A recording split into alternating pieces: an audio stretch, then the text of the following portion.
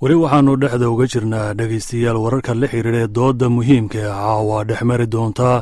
madaxweyne obama iyo musharaxa ka soo horjeeda mitt romney. isla waryahayga saare ciidla nuur ayaa galabta arrimaha ku xidhiira doodan koobaad ka waraysatay cabdiraxmaan yabarow oo ka tirsan laanta af soomaaliga idaacadda v o da waxaana yabarow weydiisay inuu marka hore ka hadlo taariikhda la qabanaya doodahan iyo waxa looga hadli doono mid kasta. doodahani waxaa agaasimay guddi ay labada xisbi ee jamhuuriga iyo dimuqraadigu ay wada leeyihiin. doodii la qabtay sanadkii 2008 ee tan la midka ahayd ee dhex martay barack obama iyo john mccain waxaa zahray daawaday 250 milyuun oo qof. saas daraaddeed waxaa la filayaa caawa dad intaas leeg ama kuwa ka badan inay u fadhiistaan shaashadaha telefishinada maraykanka gudihiisa, iyadoo adduunka intiisa kalena qaar badan ay ka daawan doonaan.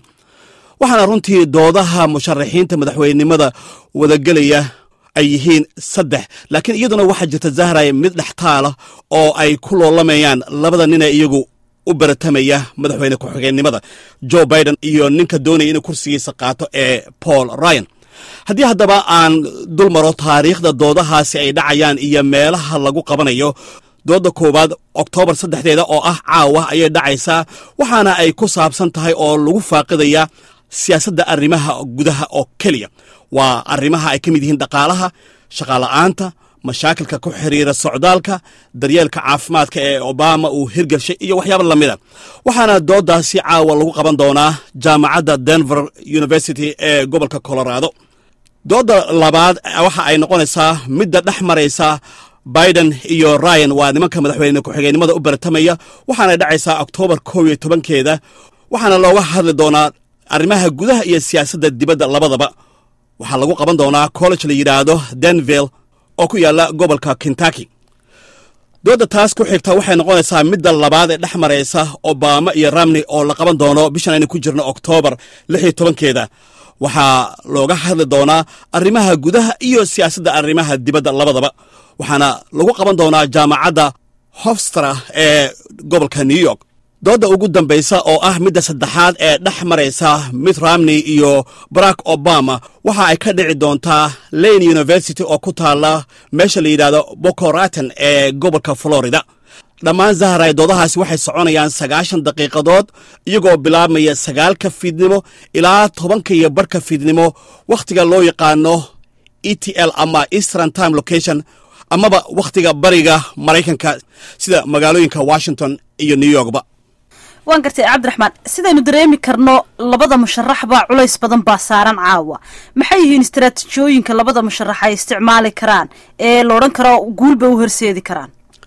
zahray, waxyaabaha haddii ay u hagaagaan ay ku badin karaan waxaa ka mid a in labada musharaxba iminka durba aan aragnay inay hoos u dhigaan waxa dadku ay ka filanayaan, oo matalan qofku uu qofka kala ammaano. tusaale ahaan barack obama markii la weydiiyey mitt romney ka waran doodihiisa, wuxuu yidhi waa nin doodaha aad ugu fiican oo aad ugu wanaagsan dhinacaasi. sidoo kale mitt romney laftiisa markii la weydiiyey barack obama wuxuu yidhi waa nin aftahama oo doodihiisa ay yihiin kuwa cajiiba. taa macnaheedu waxay tahay waxay diidayaan in hadhow loo arko intay maqaamkoodu meel saro gaadho hadhowna ay hoos soo dhacaan. taasi waa midda labaad, musharax kasta waa inuu iska ilaashaa gaf ama wax si lama filaan ah uga soo baxsada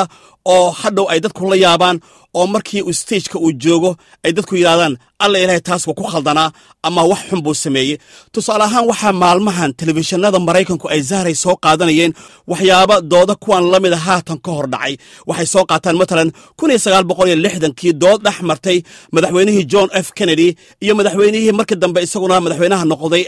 richard nixon oo markaasi uu john f kennedy badshay. waxaa la istusay nixon oo maalintaasi dhididku ka da'ayo, inkastoo meesha ay ku jireen ee aad u qaboobeed oo cimiladeeda hoos loo dhigay. taa macnaheedu waxaa laga dhadhansaday in richard nixon uu nervous ahaayo oo uu qaadi kari waayo culayskii dooda. waxaa kaloo iyadana la istusay doodii dhacday 1992 ee dhex martay madaxweyne bushka weyn iyo bill clinton, iyada oo waxaa la istusay madaxweyne bush uu saacadda intuu gacantiisa kor u qaado uu saacadda eegayo, taasoo loo fasirtay inuu leeyahay talow yaa kaa dhameeye wakhtigan yaa kaa dhammeeya oo kaa riixa. waxaa kaloo iyadana la istusay sanadkii 2000 oo ay isku yimaadeen al goorkii madaxweyne bill clinton madaxweyne ku-xigeenka u soo ahaa iyo george bushki yar oo al goor intuu dhaqaaqay uu aad hoosta uga galay george bush iyadoo george bushna intuu saa u soo eegay uu hadalkiisa iska watay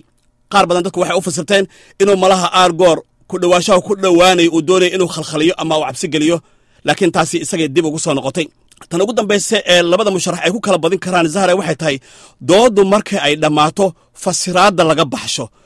labada dhinac ololayaashooda nimanka abaabulaya ayaa markiiba la boodaya oo saxaafadda ku naasnuujinaya ama u gudbinaya waxa iyaga la ahayd in musharaxoodu ku badiya haddii xataa laga badsha qiran maayaan waxay leedahin maaragtay balaayaduu dhigay maaragtay wuxuu sameeyey maaragtay siduu kaa uga hadlay marka taa lafteeduna wax weyn ayay qayb ka qaataa fikir bedelista dadweynuhu hadhowto ay ra'yigooda ku bedeli karaan waa tay marka inkastoo dee ciyaargelin dambe tahay cabdiraxmaan oo kolleyba loo wada fadhii doono madaxweyne obama maadaama oo uu yahay madaxweynaha haatan kursiga talada dalka looga taliya ku fadhiya maxay yihiin qodobada u hiilin kara iyo kuwa daciifnimo ku keeni kara haddiiba uu ku dhaco waa su-aal wanaagsan zahray haddii aan ku hormaro kuwa lidka ku noqon kara ama daciifnimada ku noqon kara waxaa lagu duri karaa madaxweyne barack obama arrimaha shaqaalaha oo maanta shaqaala'aanta waddanka ka jirta ay aad u weyn tahay oo kuwa ka soo horjeeda ay runtii ay ku doodi karaan markaad xafiiska qabatay dadkii shaqaala'aanta la ahaa kuwa ka badan ayaa maanta shaqaala ballanqaadyadii aad qaadayna ma ada ka soo bixin saa daraaddeed dhibaatooyin baad waddanka u keentay isbeddelkii aad ku ballanqaadayna ma adan keenin dhinaca kale kuwa isaga faa'iidada u noqon kara waxa ay yihiin inuu aad u sharxo inuu isagu yahay madaxweyne barack obama kii badbaadshay shirkadaha baabuurta maraykanka xilli uu ninka isaga ka soo horjeeda mid raamni uu lahaa ha layska daayo oo yaan lacag la amaahinin waxaa kaloo fasiraad badan uu ka bixin karaa oo barack obama aad haddii dadka uu ugu qanciyo uu ku soo jiidan karaa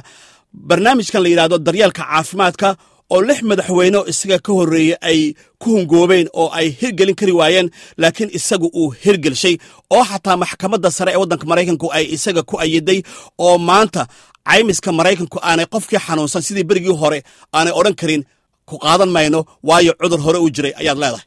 aad iyo aad baad umahadsan tahay cabdiraxmaan yabarow oo goor dhaweyta iiga warramay dooda ay caawa fooda isku dari doonaan madaxweyne barack obama iyo musharaxa isaga ka soo horjeeda mitt romney oo ka dhici doonta magaalada denver ee gobolka colorado ee dalkan maraykanka